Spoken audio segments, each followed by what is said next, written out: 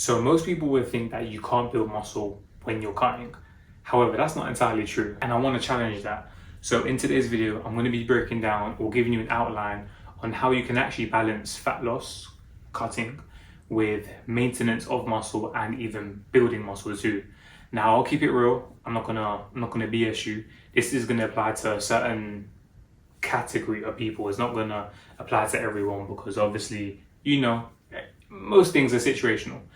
So who this actually applies to is if you're a beginner. So most beginners will go through something, and a beginner I'm categorizing in my mind as anyone that's in their first, they're from their first day all the way up until a year and a half of training. And that's like a year and a half of consistent training too, not what most people do, which is 1 week off, 1 week on, here for the winter, gone for the summer, here for the summer, gone for the winter. So consistently starting from day one all the way up until a year and a half. Because they go through something which is known as the newbie gains phase, which is, basically just reacting really well to the new stimulus, which is training, resistance, exercise. And also, just touching on that too, the newbie gains phase will still differ from person to person in terms of genetics play a big part in that, a vital role in that actually, because person A and person B could be starting their beginner phase at the same time, but a year and a half later, them two might look completely different, assuming they did everything the same, just because one of them has, superior genetics than the other. So their newbie gains will look different, but nonetheless, both of them will grow tremendously. So that's number one. Number two, you've got a detrained individual. So that's, someone who's been training for a while, but maybe they've taken some time off due to an injury, life getting in the way, just anything, and now they're coming back to it and they want to go into a cutting phase, then they're included in this category too. Number three, we have obese or overweight individuals. So they just have more stored energy to simultaneously build muscle. And then we have number four, which is enhanced individuals. So obviously, if you're enhanced, then you're just giving yourself the boost you need. So yeah, I'm not gonna lie, being in a deficit and trying to build muscle is a tough task, and you really have to be up to the job to do it. Like, you really have to focus on training, nutrition, and recovery. Because when you are in a calorie deficit, your body is in more of a catabolic state. So think the breaking down of. But today we're going to be talking about the three main things that you need to make sure are on point when you're doing this, to just basically maximize this whole process. So maximizing the most out of being in a cut, but still maintaining and building muscle. Like I said, applying to those categories of people. So we're going to split this into three subsections. So we have training being one, we have nutrition being the second, and then we have supplementation, which is the third. So we'll kick things off with being training. So we are going to focus on progressive overload. So we're essentially week on week going to be trying to increase the amount of weight we're lifting, the reps we're lifting, and overall just the intensity too.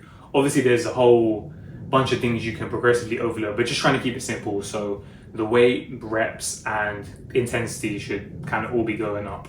So just thinking each time you step into the gym, can I train harder than my last session, basically? So what that's going to tell the body to do is essentially fight to keep the muscle. It's like that whole use it or lose it. So you're telling your body to keep onto the muscle, but then actually you're telling your body to hold onto the muscle, but then actually try to increase it too. And then linking onto progressive overload, which is something I guess is already presumed, or maybe I should have said it first, but is strength training. So just actually strength training, sticking to big compound lifts, obviously doing isolation movements too, bench, deadlifts, pull-ups, bench press, overhead press, obviously curls, tricep extensions, lateral raises, all that good stuff. Just strength training, and then keeping it intense. But then I would say in terms of rep range to stick to like a 6 to 12. I know there's studies saying it doesn't really matter too much going from like 5 all the way up until like 30 reps, I think it was. And then also it's saying as long as the last 5 reps are basically towards failure, then it's okay. But I would say stick to that 6 or 12, just keep things simple, and definitely try to avoid going into like that 20 plus rep range, 25 rep range, because once again, the categories that we're talking about, beginners, blah, blah, blah, I mean, it's most applicable to you really. So just stick to that 6 to 12 rep range, keep it simple, keep things moving, keep things progressing. And then we have volume and intensity. So you always want to keep the volume, I guess, at least moderate, right? I kind of like high volume, but I would say keep it at least moderate, just because obviously we're talking to a certain category of people.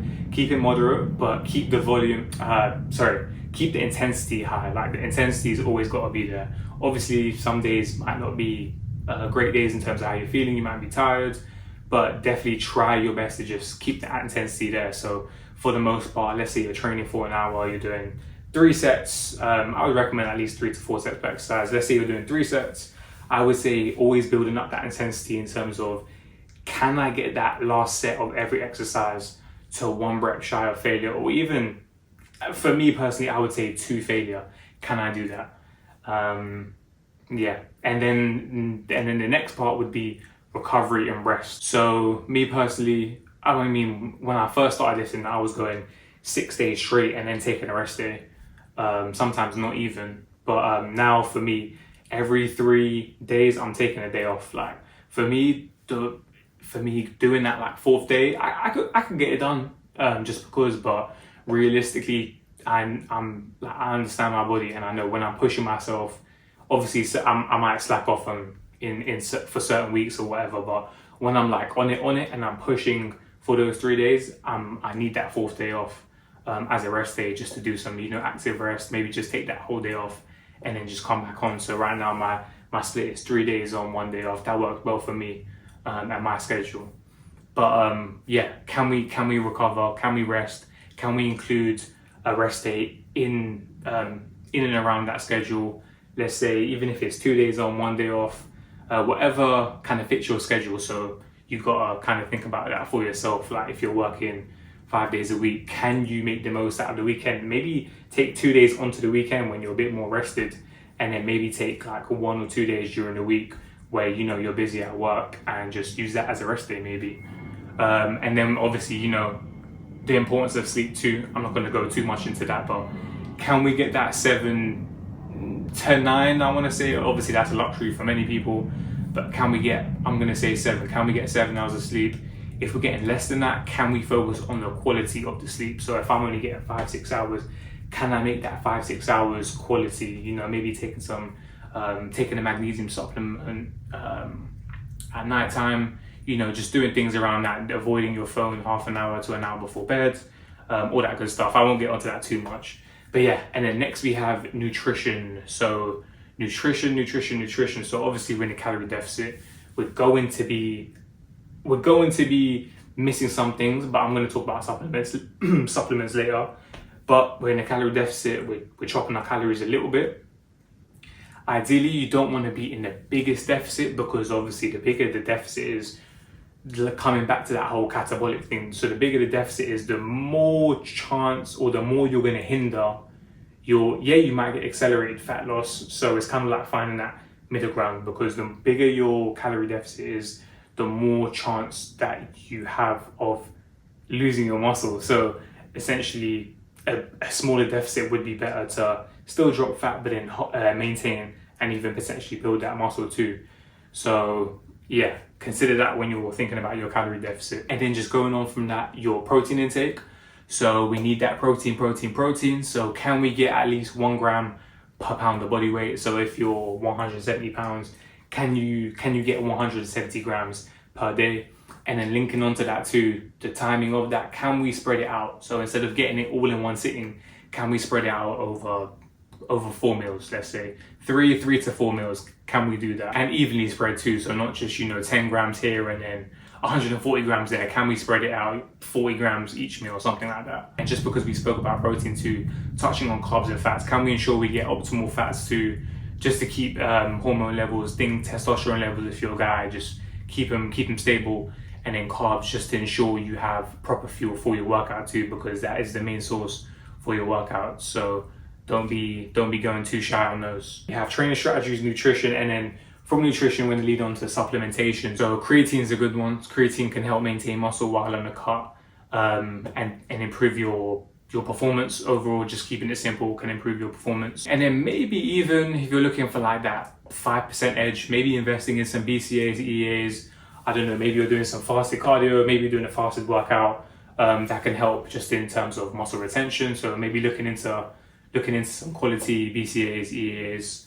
I would recommend EAAs. And then caffeine or fat burners, just to emphasize your workouts, just to give you that little push in your workout to push harder on days where you're not feeling like it. Obviously it's not necessary, but I would recommend, especially when you're getting deeper into that cut. I mean, it is just a tool, and as you go into the cut, you want to start utilizing more of these tools. And you know, maybe at the beginning of the cut you're fine, but as you get deeper in and your energy is starting to diminish, then you know, something to think about for sure. I do want to touch on some mistakes to avoid too. So like I was saying before, making that calorie deficit too large, too harsh, that will increase your chances of losing muscle too. So I would avoid against that.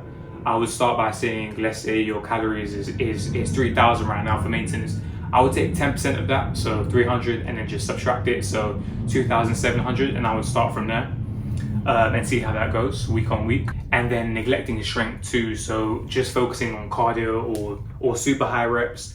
I would say, obviously not saying cardio will make you waste away, but the objective here is to actually, even though we're saying the objective here is to maintain muscle, but even build muscle while we're in a deficit too. So focus and prioritize strength training and keep your cardio to very low impact stuff. So I'm talking the elliptical, spin bike, a bike, and just walking, just walking, getting your steps in, getting those 10,000 steps. Obviously, if that's the only cardio you're doing and you want to be a bit more aggressive with it, then just bump up the steps even more.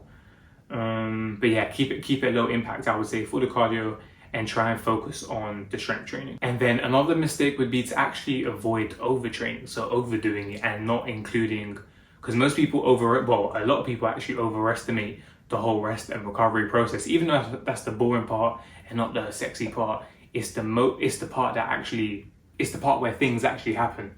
And you know, if you're not really focusing or paying as much attention to your rest and recovery, then you're doing yourself a big disservice, and you're not going to be able to see the results that you want to. Not to mention, you might actually even be losing muscle instead of building it.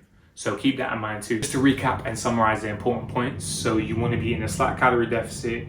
You want to be strength training with the main focus being on progressive overload. And then you want to make sure your protein intake is high, and then also paying attention to your rest and recovery. Talking about all those things I've talked about, I would highly suggest you to reassess your training program and your nutrition and your schedule, if this is your goal, of course, and then reassess and then just come up with a game plan to make this happen. And of course, don't forget to comment any questions you have. Let me know your game plan. Let me know what you plan to do. I'll be more than happy to help and get back to you guys. And yeah, like, subscribe for more fitness tips. And yeah, with the right plan, you can get leaner and stronger at the same time. Catch you in the next one. Peace.